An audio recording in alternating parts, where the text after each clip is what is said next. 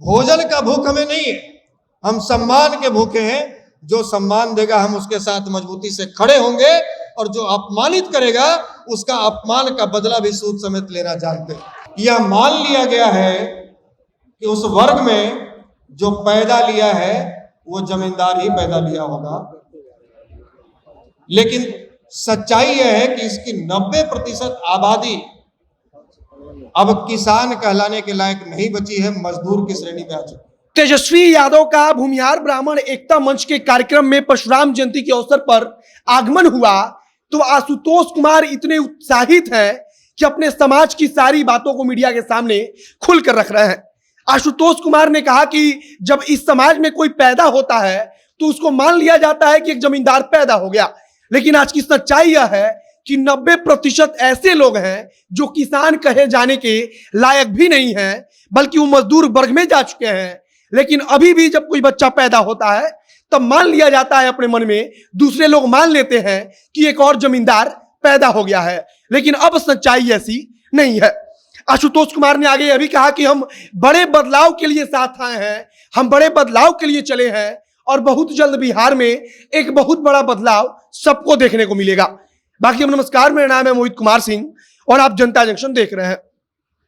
एक तरफ तेजस्वी यादव का आगमन हुआ तो उधर आशुतोष कुमार लगातार मीडिया कर्मियों से बातचीत करते हुए अपने समाज यानी कि भूमिहार जाति की बात को आगे रख रहे थे, और वे कह रहे थे कि हम इसके पहले भी जब पटना के गांधी मैदान में रैली किए थे, वहां लाखों की भीड़ आई थी, तब हमने सरकार के सामने 5 सूत्रीय मांग रखी थी, लेकिन सरकार ने हमारी बात को नहीं सुना। और उसके बाद से अब आज हम फिर से सरकार के सामने 3 सूत्रीय मांग रखते हैं, जिसके बारे में हमने आपको पहले भी बताया है और फिर बता देते हैं कि उनकी 3 मांगे यह है कि भगवान परशुराम की जो जीवनी है उसको पाठ्यक्रम में शामिल किया जाए, परशुराम जी के नाम पर एक छात्रावास हर जिले में बनाया जाए जिसमें अगड़ी जाति के छात्रों को रहने की सुविधा दी जाए। इसके अलावा एक और मांग है कि परशुराम जयंती पर राजकीय छुट्टी घोषित की जाए।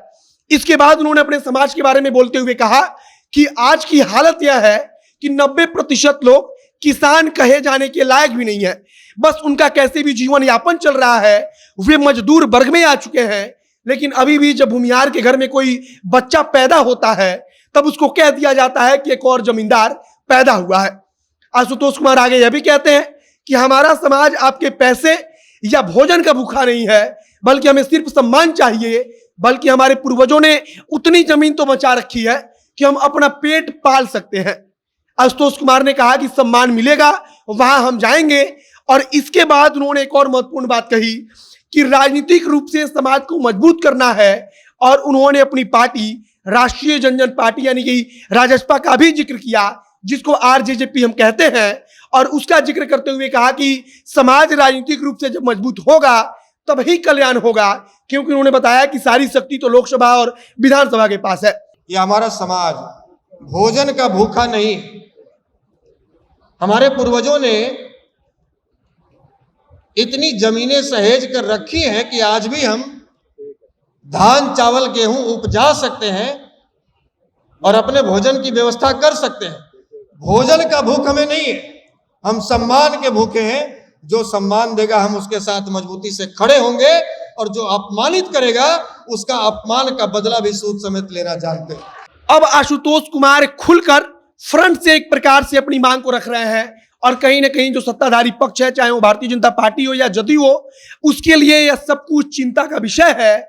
जिस प्रकार से भूमिहार समाज इस समय राजनीतिक रूप से राष्ट्रीय जनता दल के पक्ष में गोलबंद हो रहा है। बाकी अब इसका संदेश कहां तक जाएगा तेजस्वी यादव के इस कार्यक्रम में आने का, या तो आगे आने वाला भविष्य बताएगा। हम वीडियो समाप्त करते हैं, हमारी नजर लगातार बनी हुई है कार्यक्रम से जो कुछ नया अपडेट आएगा उसे हम आप तक पहुंचाते रहेंगे। इस वीडियो को हम समाप्त करते हैं। वीडियो को शेयर कीजिएगा, फेसबुक पेज को लाइक कीजिएगा, यूट्यूब चैनल को जरूर सब्सक्राइब कीजिएगा। मिलता है फिर बहुत जल्द अगले वीडियो में। कैमरे के पीछे खड़े ओम प्रकाश और मैं मोहित कुमार सिंह। बहुत बहुत धन्यवाद।